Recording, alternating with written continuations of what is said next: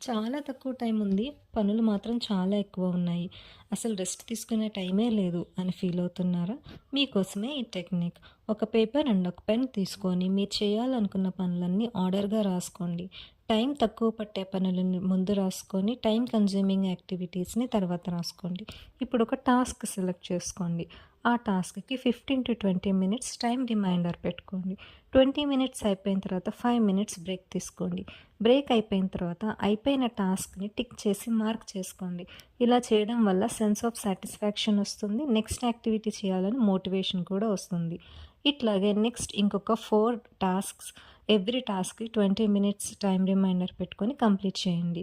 మధ్యలో 5 minutes break మాత్రం compulsory after every activity.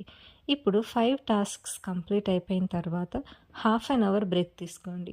ఈ హాఫ్ అన్ అవర్ బ్రేక్ తీసుకున్నప్పుడు మీరు కంప్లీట్‌గా డిఫరెంట్ యాక్టివిటీ చేయాలి.